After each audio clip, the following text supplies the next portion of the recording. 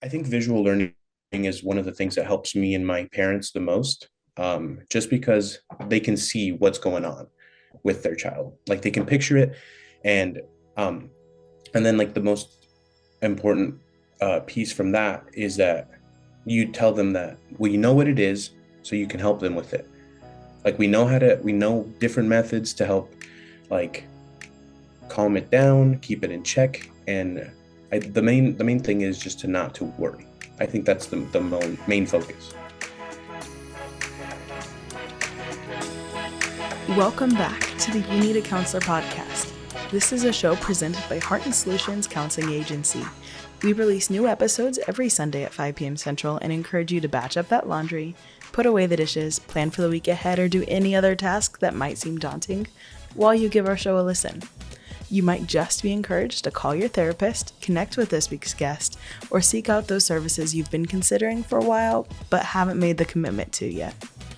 If you are in the state of Iowa and are in need of mental or behavioral health counseling, give us a call at 1-800-531-4236.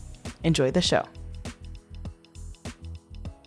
Hello, and welcome back to the You Need a Counselor podcast. My name is Dr. Julie Johnson. I'm the president and founder here at Heart and Solutions, Mental Health Counseling and Behavioral Health Counseling here in Iowa. And I'm Chrissa Hunt. I am our Vice President in charge of the Behavioral Health Department. And this is our podcast, You Need a Counselor. So we are a podcast designed for people curious about counseling, but have barriers keeping them from experiencing the benefits of counseling.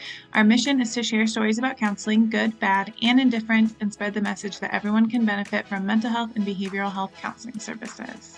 We have two guests today who are members of our Behavioral Health Intervention Services team here in Iowa. They're doing in-home telehealth, in-office behavioral health services for children ages 4 to 18. And this is such an important position and an important service because we're really helping those young people to build up their behavioral skills, to learn how to do the things like communicate effectively with others that nobody else is teaching us as we're children. We're not learning these things in school. And so we've got two of our BHIS counselors here today. We've got Jonathan Lara here today. He is a graduate of Iowa State University. His bachelor's degree is in psychology and in biology, and is just on a mission to help people wherever he goes. So we're so excited to have Jonathan here with us today. We've also got Abraham Valencia here with us today, also a BHIS counselor. Abraham has worked with families in multiple different overcome their behavioral health challenges. And Abraham was raised by Spanish-speaking immigrant parents, and so really understands the importance of bringing our culture, bringing our language into our sessions, and the importance that our cultural identities play in when we're learning these new skills. So welcome, Abraham. Welcome, Jonathan. Thank you so much for being here. Yeah, thank you for having us. Yeah, absolutely. Thank you for having us. Wonderful. So can you tell us a little bit about BHIS and why it's important and why you do it? Would you like to start, Abraham? Sure, I'll start. So I've done this type of work for about 4 to 5 years now, and it's just a different way to approach some of the challenges that we have.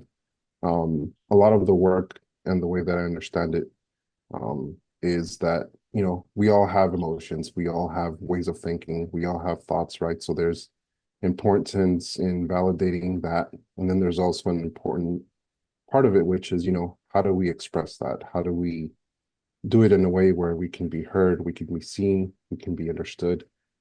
So I think, we all struggle with that sometimes. And, as you can also, observe, like, the little ones also need help doing that too. So, my job is that. My job is to be able to help them process, be able to help them, speak about it, express it, understand it. And that way, it, bridges the gap between, how we perceive them, how we understand them, and just helps build more harmonious relationships. Yeah. See, tough act to follow there. All right. Well, I guess the main focus is that, like me personally, I know what it's like to be the little guy, to not be able to advocate for myself, and just overall not be able to communicate myself in an effective and productive manner. So now that I have the voice to help the children who can't communicate effectively and in a way that they would like to, I think that's the main focus that I try to perceive in my sessions, because it's so hard as a child to speak about what's on their mind, especially with people who they may not trust or they may not feel like comfortable talking about it with. And it's nice to have like an outside perspective who isn't there all the time to see what's going on and like have their opinion based on like an unbiased opinion. Yeah, absolutely. Both great answers. If somebody's listening to the episode and they're like, okay, maybe my kid might need BHIS, what are some ways or what are some examples of clients' goals that you typically work on or behaviors that you typically see with your clients? They would know, like, oh, my kid would benefit from this service. So one of the main ones we focus on, in my sessions anyway, is anger, especially like violent outbursts that they can't control, being overwhelmed to the point where they have no control over what's going on. They have issues throwing things or um, cussing and doing all the things that a normal kid shouldn't be doing. So um, to the point where it's like an excessive amount. Every kid has tantrums. We all know that. But yes, it's more to the point where it's like an extreme measure and to the point where they can't control themselves. I think for me, it's something that is, dependent on, I guess, the milestones that in the development. If they're really young, it's learning to be able to vocalize how they're feeling, what they're thinking, expressing themselves. And that's kind of what I've found to be kind of a common theme.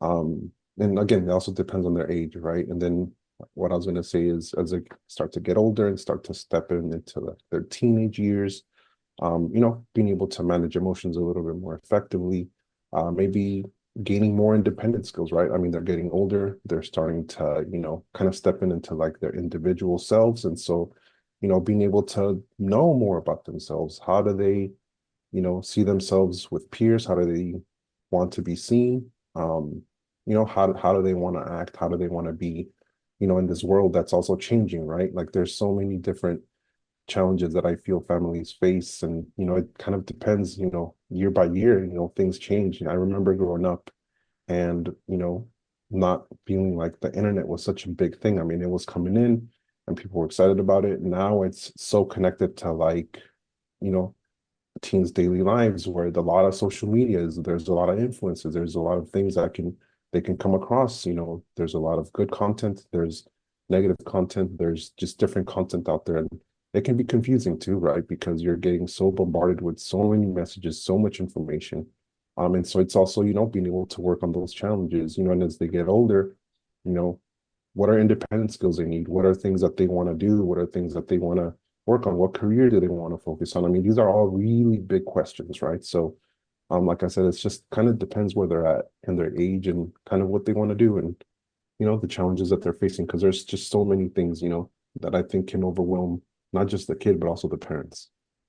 Absolutely. And there's so many pieces of any child or any adult's identity and the culture that we're growing up in, whether it's our nation, our state, our family, our school, the groups of people that we are interacting with every day, and kind of some of those external forces or beliefs that might be coming at us either through social media or in person in our group settings. It can be so challenging for any child or any adult to really know who we are outside of all of those external messages that are happening. And so, Abraham, you grew up in a Spanish-speaking household. And Jonathan, did you grow up in a Spanish-speaking household as well? I did, yes. Okay, so tell us a little bit about that because you are both bilingual BHIS counselors. You're working with families that are speaking Spanish in sessions. Tell us a little bit about that. That can be such a blessing for so many families to be able to have their sessions in Spanish with you. Yeah, I think for me, as a provider, It's it's been it's been something that facilitates that rapport building, right? Initially with any family. Um, of course, also depending on where the family is from, there's also different um dialects of, or not dialects, but like there's also different languages within Spanish, or different ways that we speak, right? And so there's different vocabulary that's used. There's just some, subtle differences, but overall, it does help kind of bridge that, relationship. Like, okay, this is maybe somebody that I can, maybe trust, or maybe this is somebody that I can, um, try to work with, where they might understand maybe some of my background. And so I think that's one of the things. I think the communication piece is also a big part of it, right? Because there's just, like I said, there's so much um informal, formal Spanish, and it just depends on the family's not just practice, but also their accessibility to that, right? Sometimes it's tied to education, sometimes it's tied to just where they're, the area that they're from. So at least for me, it's been something that has helped, at least bridge some of that gap, right? And then there's just other factors that include, like, is mental health or is behavioral health in general something that is um something that they welcome in, right? Is that something that they're willing to be open about? Is it something that they're willing to talk about? um but I would say that overall it's helped me at least understand a certain level of, like, okay, there's these challenges going on, or there's this level of trust that I can only give, right? So in my experience, I've had a lot of positive experiences, right? Even in those, like, my family was born in Mexico.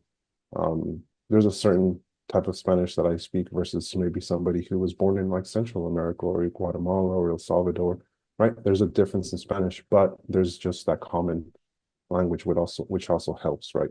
Kind of develop a level of understanding and a level of trust.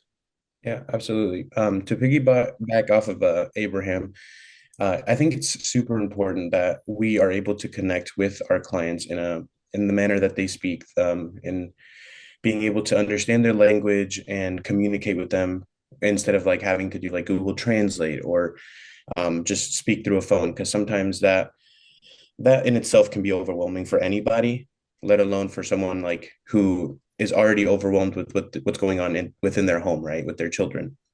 So I think it's super important, and I think that or at least we try to be as effective as possible with the way we communicate, with the help that we give for their children and for themselves. Because, like I said, sometimes it can be overwhelming to um, try to speak and have someone not understand you, So I think it's amazing that we have the opportunity to be able to bridge that divide between us, and communicate with them effectively and try to do our best to help their children. I think it's amazing. Absolutely. I mean, I think about, so when people look at me, they a lot of times they assume I speak Korean, right? But I don't speak Korean. So I have the experience, the lived experience of being spoken Korean to pretty frequently and not understanding, right, what is being said to me. And so that's an experience that not everybody always has, right? There are a lot of people who go through life, and the language that people speak to them is their first language or their primary language. And so I always think about, okay, if I was growing up in France, in Paris, and I don't speak French, right? And or I speak French, right? But the way that my thoughts are coming through my consciousness are in English. My thoughts are in English. So now I've got to translate into French what I'm feeling and what I'm thinking. And so much of our processing is verbal processing. I think we've all had that experience where we go, oh, I didn't know I thought that until I just said it to you, right? So being able to do that processing, that verbal processing in those sessions, and have those thoughts be able to be communicated in that way that feels most natural without that extra cognitive strain of translating, right? Translating it, okay, is that going to come across the way that I'm thinking it, right? Because we're not only communicating so that the other person knows, how we're thinking or how we're feeling. We're communicating so that we know how we're thinking or how we're feeling or how we're processing a situation. So I just think it's beautiful, the idea that even though we have there are different dialects. If you're from Mexico, you're going to speak Spanish different than if you're from another country. But when I think about, I'm from Massachusetts, and I moved to Iowa, and the words are different in Iowa than they Yeah. are in Massachusetts. Like English Yep. is different in Massachusetts than it is in Iowa, and kind of the translation that happens in our brain doing that. But at the same time, it is English. It is, I still am able to communicate my Massachusetts thoughts to Iowans, right? So I love what you're describing there, because it is so important to being able to express ourselves. That self-expression is so important, and it can be so hindered if we don't have somebody who understands us the way that we are expressing ourselves. Yeah, and I think about it too. It's, language, and especially spoken, is one of the most oldest ways of communication, right? I mean, it still continues to be true to this day, but you think that, like, I mean, a lot of oral history is, spoken in through generations. It's a lot of it is verbal, right? There is some written for sure. There's some demonstrated even through pictures as well, but a lot of it is, by words. So being able to speak it and being able to be fluent is definitely very important, because you do also get lost sometimes between, like, what's the context of this word, right? This word can mean is okay, it exists in both language, or it exists within, both me as a provider and the family, but the context of it may be so different, right? So it's also, and I've also found myself like, oh, I haven't heard that word before. What does it mean? They'll laugh and, oh, it means this. Okay. All right. And so, like, I also learn, so I'm also in the process of, like, continuous learning, right? Okay, and I know obviously Spanish speaking clients have the barrier where thankfully you guys do speak Spanish, so you're able to communicate with them. But what other barriers do you think bilingual families might have to like get into services? Is there hesitance towards behavioral health and mental health? What kind of barriers do you see with your clients? I think the main one is that, I mean, like from personal experience anyway, growing up, mental health is seen as like a taboo topic for us in our cultural aspect. We're not supposed to talk about it. Like everything is just supposed to be shoved down. We're not supposed to like communicate our feelings. And I think now it's gotten to a point where it's easier and more like talked about within like the Hispanic families. But like where I was growing up, it literally was told like you don't have you're fine. Like so I grew up with anxiety. I developed it like in high school, and literally the entire time my dad thought I was making the whole thing up, and he was like, you're fine, you're just making things up because you don't want to go to school, this and this. But obviously like I knew what was going on internally, but I just wasn't allowed to talk about it.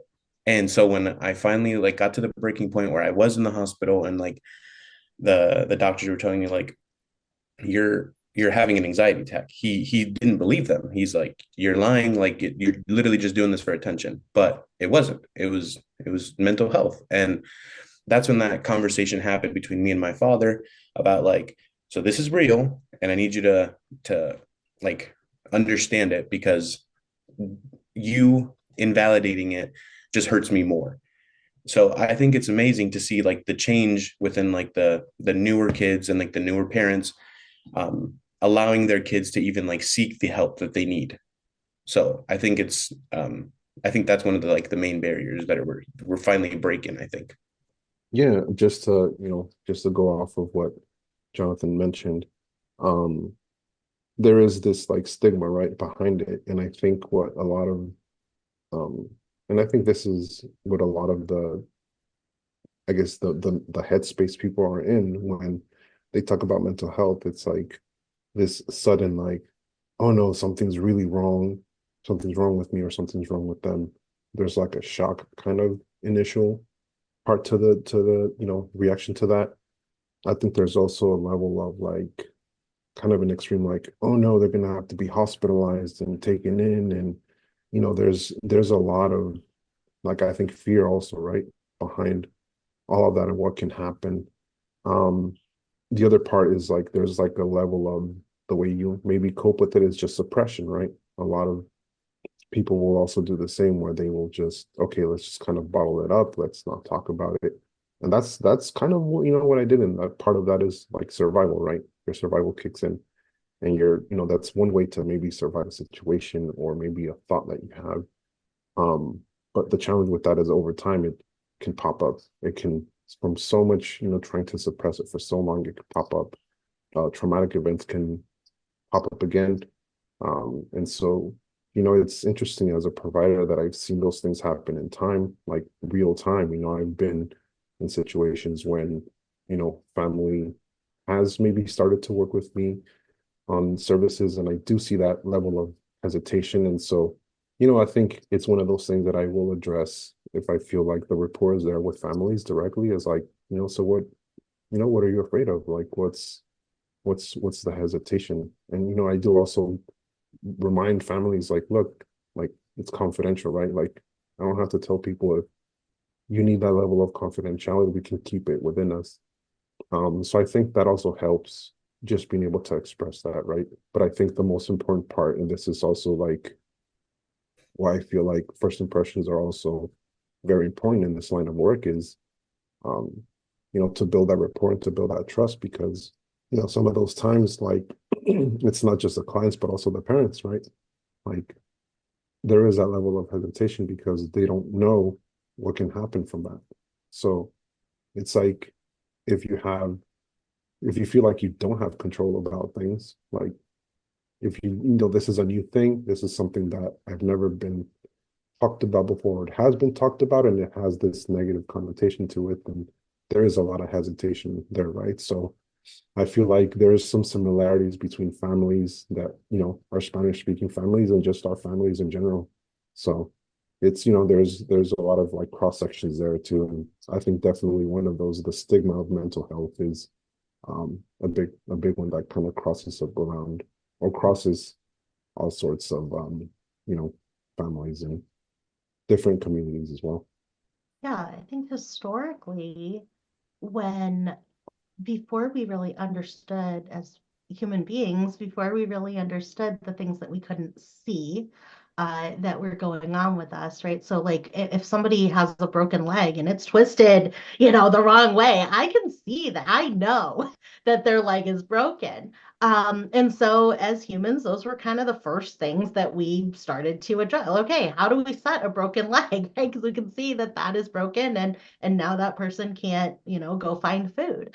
And so as we kind of evolve as humans, we I think some of the last features, because they're the least visible to us, is our mental health symptomology. And so it's taken so long, and then historically, people who have had mental health concerns either had to normalize it because it was so important to be accepted in the community, so important to fit in with the group around us, because for survival reasons, we had to. If we were out on our own, a wolf or a coyote was going to get us. Like we couldn't do it by ourselves.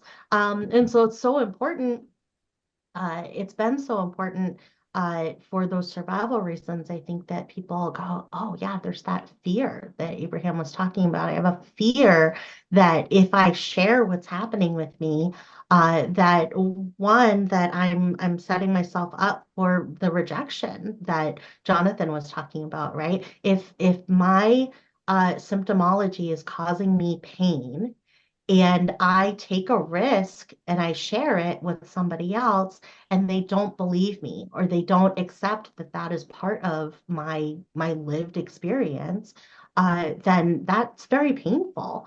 And so there's this fear, I think, of expressing what's going on with ourselves. And then our families can very quickly want to defend us, right? They want to protect us. And our families go, no, it's important that we as a family fit into society, right? That we as a family are doing the things that are expected of us. And so then it tends to, or it can tend to magnify that feeling of, no, we're not talking about this, right? We're not going to talk about this outside of the family. And Hispanic and Asian cultures, way more so than Western cultures, have that highly valued community aspect. It is okay. We're working with our neighbors. We're working in our communities. It's very important. And in Asian cultures, especially, it's about we, and it's not about I. Whereas in our Western cultures, it's all about I, right? I'm at this level, and I'm this. And so I think for our cultures where there is such a focus on we, a team, a community, that fear every strength is a weakness, right? And every weakness is a strength. And so it's such a strength to be in that culture of, okay, we're all in this together. But it also can cause that weakness of, I'm afraid to be outside of that. I'm afraid to be pushed out of that, or I'm afraid to take myself out of that community aspect because my emotional support depends on it, or my survival support depends on it. Is that something that and either of you see within the cultural upbringing that you had? Versus kind of the more independent sort of culture that I think especially nowadays is really being pushed. So I think for me it was this idea of like vulnerability, right? And how that can also feel like there's weakness, that there's also like a not a sense of control, right? You're not in control of, your thoughts or what you're feeling.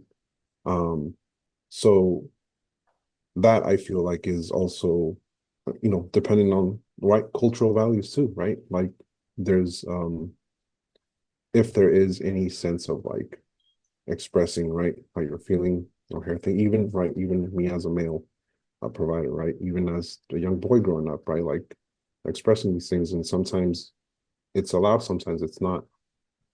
Some parents also maybe, kind of diverge a little bit from that. And like I said, I've seen it in, kind of in that kind of spectrum where it's like, okay, it's okay to say how you're feeling and it's not okay, right?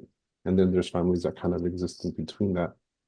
Um, but I feel like that's also a level of, and I think that's where my head went when you were talking about um these values as like, an us versus I, like a collective versus an individual. Um, and I feel like when you're the one that will kind of say something, you'll stick out, right? You'll kind of stick out from the group. Um, but if it's something that is, practiced and it's um discussed, or it's seen as like normal, like, hey, like you also have, feelings, you also have thoughts, you also have these things that you need to express. Um, then it makes it for a better, you have like better results, right? You have more of a level of maybe understanding, better communication. Whereas if you don't have that, right, if it's not practice or if it's not something that is common, then yeah, it has a possibility to alienate you. And I think that's also part of the challenge in providing mental health is like, is this going to separate me, right? Or is this going to, are people going to perceive me differently? Or am I going to be seen differently? Or am I going to feel differently than everybody else because, nobody is saying what I'm thinking or I'm feeling, and it's like happening in front of them, right? So in my upbringing, I think, mental health was one of those things that wasn't really spoken of. And I think it was more commonly spoken as we got older. So I think there's also this level of not just communication, but also like the knowledge, right? And I think it was something that we were talking about earlier is there's more talk about mental health and mental well-being and emotional well-being and just being able to be yourself and being able to, so I think that's where like the individualized kind of elements of like our society is like, this is what's also in some way it's helped, right? Because we're also empowering individuals to be themselves and to express themselves. And so, as I've grown up and as I've seen some of these things, right? Some of these dynamics kind of play out, I feel like there is um, just a level of challenge when it comes to being vulnerable and being able to express yourself, right? Because you're putting yourself in a position, and some people will praise you and some people will shut you down, right? So it's a challenge. Yeah, that's absolutely well said. From my personal experience, like I said, we went through that whole thing where or I guess my parents both denied it, and they had that whole idea where it was like you're not supposed to you're not supposed to talk about it. Like it's just one of those things that you're just not supposed to speak on, especially to your family. Like you're just not supposed to, right? And luckily, that has changed completely. Since I graduated, I was able to like inform them. Like I gave them pamphlets, brochures. I did the whole 9 yards.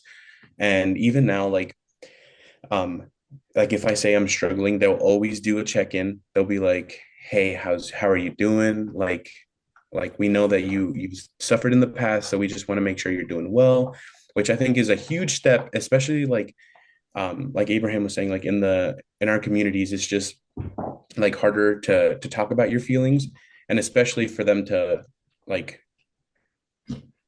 give insight or even like validate your feelings about anything. So I think it's like a huge step for him, and it's just amazing to see how much and how far he's gone with like just being able to understand and like do his best to make sure like everyone's okay, because he even does his own mental health check-ins with himself and with like the rest of our family members. So like I said, it's just amazing to see his growth, and like even with our um other family members, we sometimes we all just sit around and we just have like a giant group therapy session. We just rant about our lives, about how everything's going. Tears are shed sometimes. It's just amazing. Like we've come so far, especially like um around other people. Like I know people who aren't in my family who do those check-ins, and like they grew up in the same aspect that I did, where they weren't allowed to talk about their feelings. And I think it was more centered around like male counterparts, whereas the females obviously were allowed to talk about how their day went or how this girl made her cry. But if a male were to come into the household and be like, this guy pushed me, they'd be like, why didn't you push him back? Like, why are you crying about it? So I think it was just definitely that like the sexual identity stigma between mental health and that. So like I said, I'm just glad to see how far we've come, and like I think it's amazing.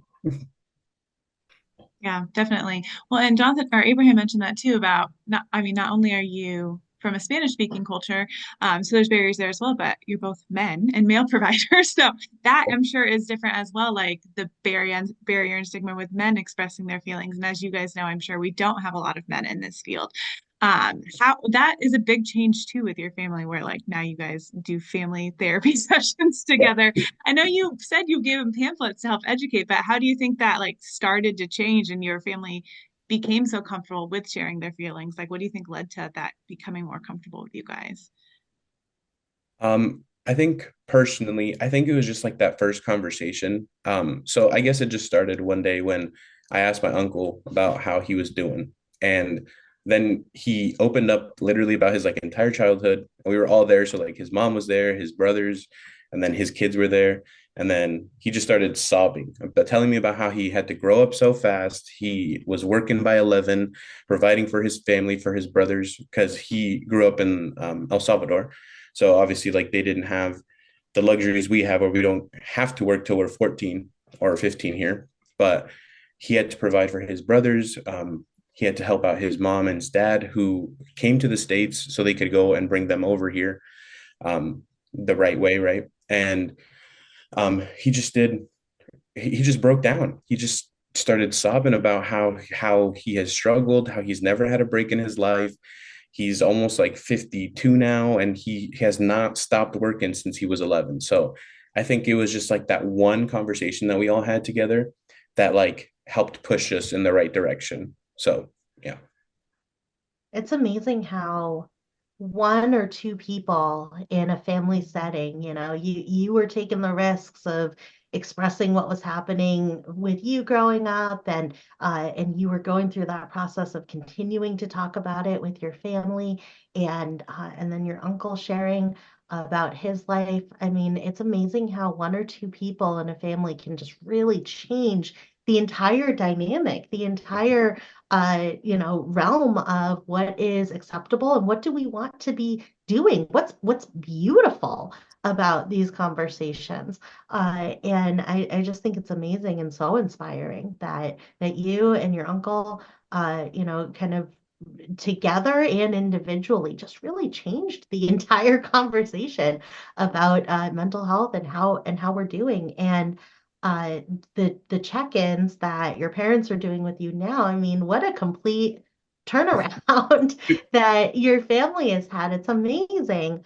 And I just think it's so encouraging for maybe children now who are growing up and going, my parents don't get it, or my parents don't want to hear that, or even adults who are going, my parents don't want to hear that, right?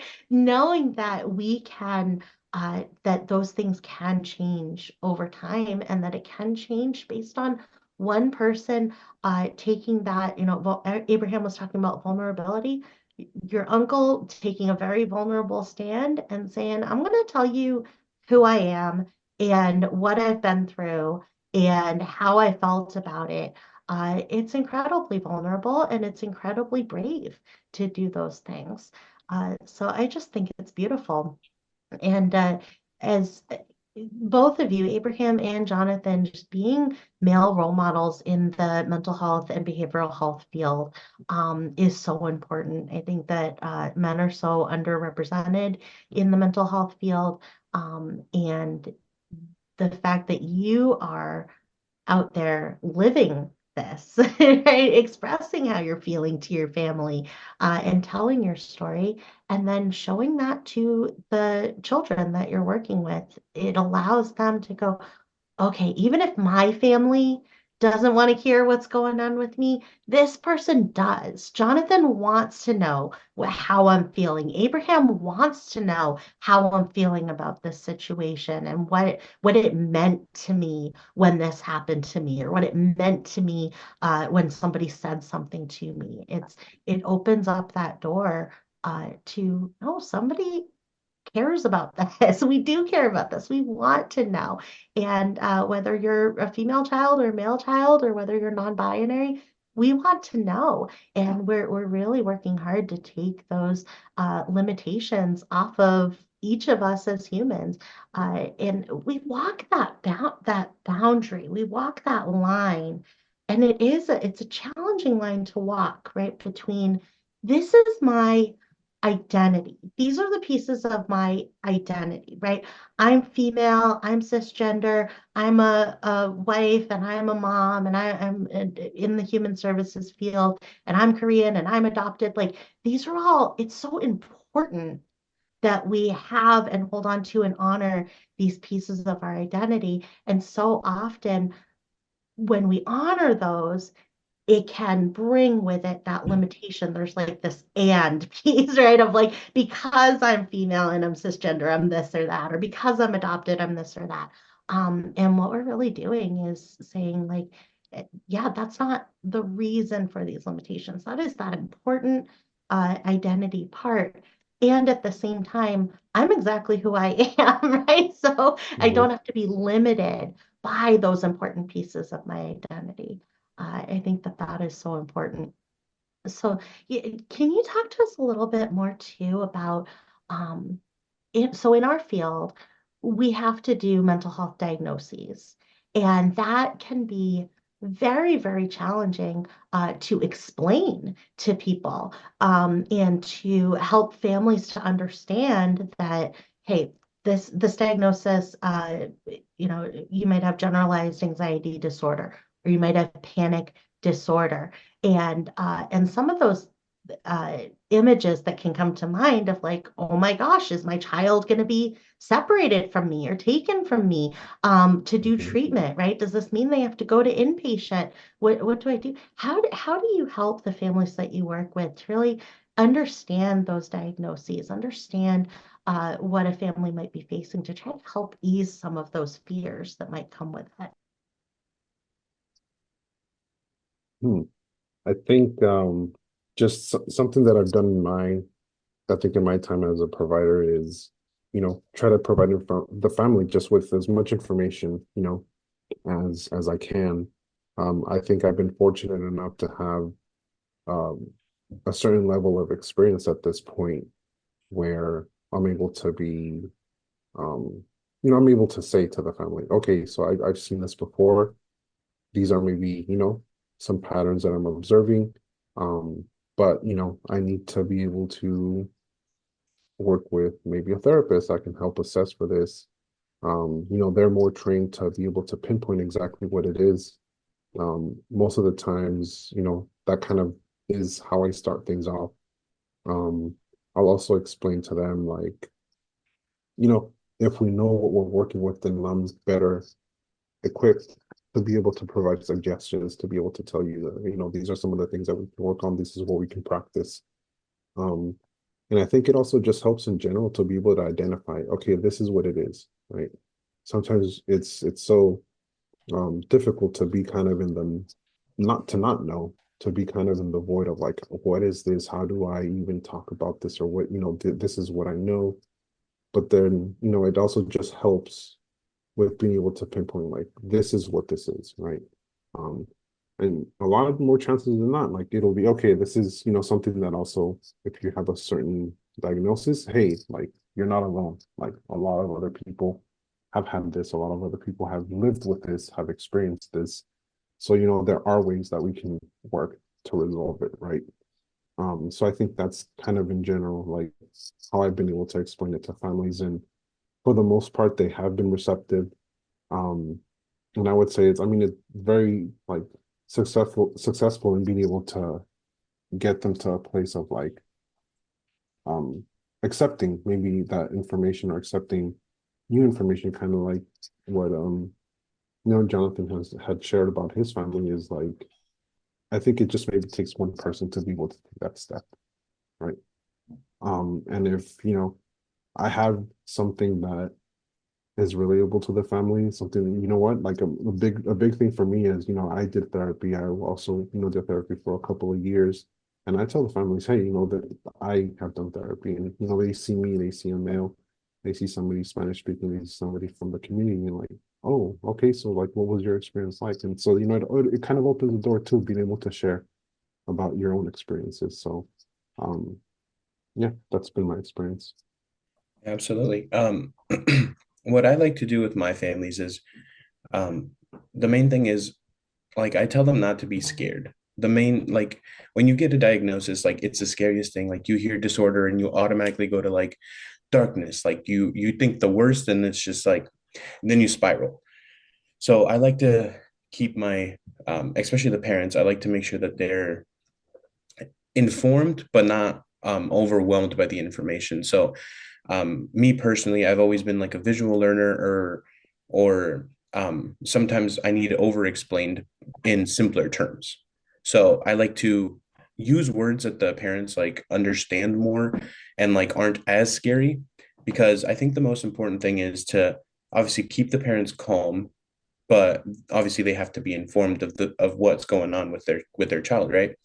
So the what I try to do is um, describe, or like sometimes we draw pictures about what's going on. So to explain like panic disorder, um, it's more like one child. So I would like draw a picture of like a kid just centered by himself, surrounded by inner thoughts. And in each thought is like, wow, or I'm hurting, or different connotations that are bad, right?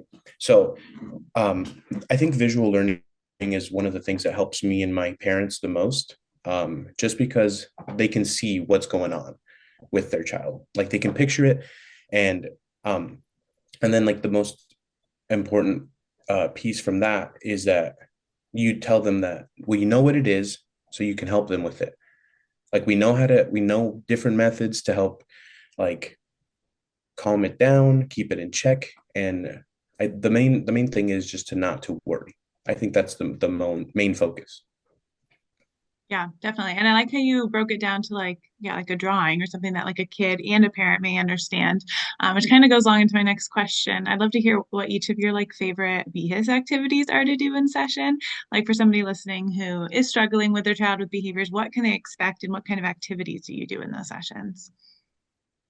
Okay, I can start.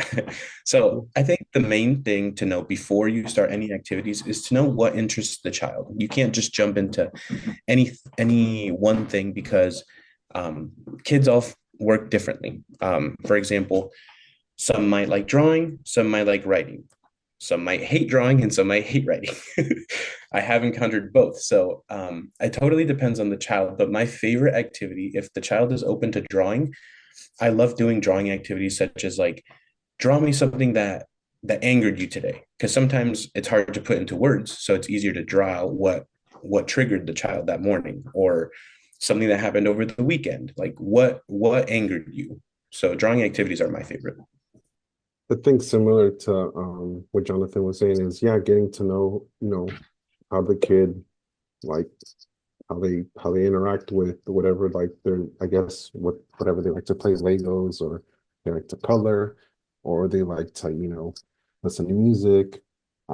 There's different things, but I think one of the ones that just came to mind is like when we practice stop and think, right? Stop and think is just a kind of a general strategy that we use, but I use it as like a reflective piece. So one of the easiest things that I do is like when we do like a card game, right? We'll do a card game, and I have different games where they're more like spontaneous, where you just do the first thing that you think of, or you just, put down whatever card is. So it's like a kind of a game of speed. Then there's also other games where there's more strategy, right? So it's like I use kind of those two ways to have a discussion around stopping and thinking. Like, okay, let's stop and think, right? Because we have to be smart about like how we react to things, or we have to think about, rather than just doing the first thing that comes to mind. Okay, we need to like pump our own brakes and be like, okay, is this what I should do, or is this what I should say, right? So it also helps with like impulsive behaviors, and so it just helps to be able to build something in their mind to be able to um use in order to help with like reducing impulsivity, right? Because I don't think it's ever going to be perfect, but we can always make progress and make it better.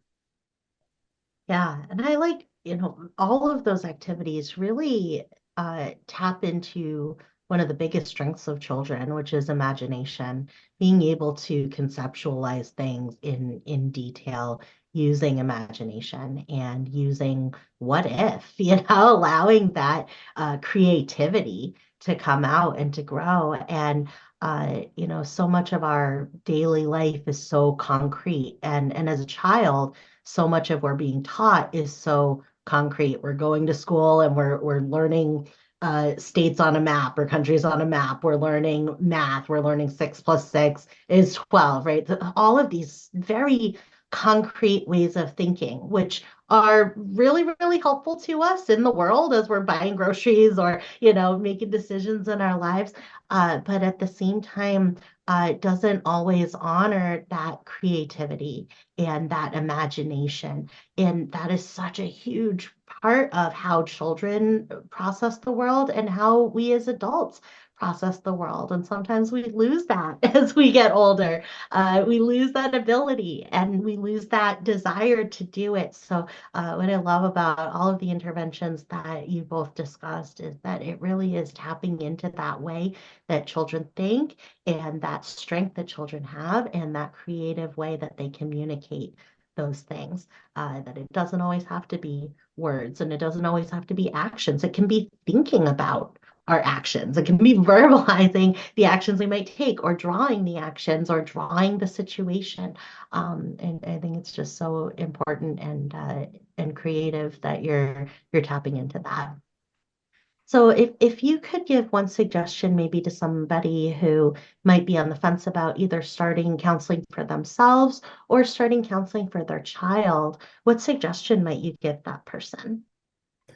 I think the main thing is just to take that first step. It's Don't be afraid of it. It's not scary. It's meant to help. And at the end of the day, if it doesn't work for you, it doesn't work. You can sometimes the fit like with a therapist is not yours. It does if that connection isn't made, it definitely won't work, right? So the main thing is just to take that first step and just be open to the idea of help. Yeah, I think for me, if you already had the thought, like that's already the step, right? You're already stepping into this realm of like what if or possibility. And I think for me, it was this idea of I've thought about it so many times. I've thought about so many different ways of doing this, of approaching this issue or this challenge or this situation, and I don't have other solutions. Is there somebody that I can talk to, or I can, you know, um, bounce ideas off with that can help me, right? So I think it's this other part of, are you willing to be open to just maybe be introduced to a different way of thinking that can help you overcome whatever challenge you have? So I would say that, if you already took that, if you already have this, what if I do this? Like you're already taking the first step. Because in my experience, like I said, I did therapy for a couple of years and it just introduced me to so many different ways of thinking things that I thought after the experience, I'm like, had I not done this, I would not have made the progress that I made in that amount of time. Like it would have probably taken me 2 or 3 times more. But, I was very glad that I took that step. Yeah, definitely. Well, thank you so much for being guests on our podcast. If you are interested in services with Abraham or Jonathan, you can look for their bios on our website at heartandsolutions.net to get started. I'm Abraham Valencia, and I need a counselor. I'm Jonathan Lara, and I need a counselor. And I'm Chrissa Hunt. And I'm Julie Johnson, and we need a counselor. So do you. Bye. Thank you. Bye. Thank you for listening to the You Need a Counselor podcast. We are so grateful that you're here. Now, we want to hear from you. Text us or give us a call at 515-650-3231. You can also find and connect with You Need a Counselor on Facebook and Instagram. If you've enjoyed today's show, please take a moment to like, review, or leave a comment, as all of these things help others to find and benefit from the podcast as well. If you're in the state of Iowa and interested in mental health counseling or behavioral health intervention services, give us a call at 800-531-4236.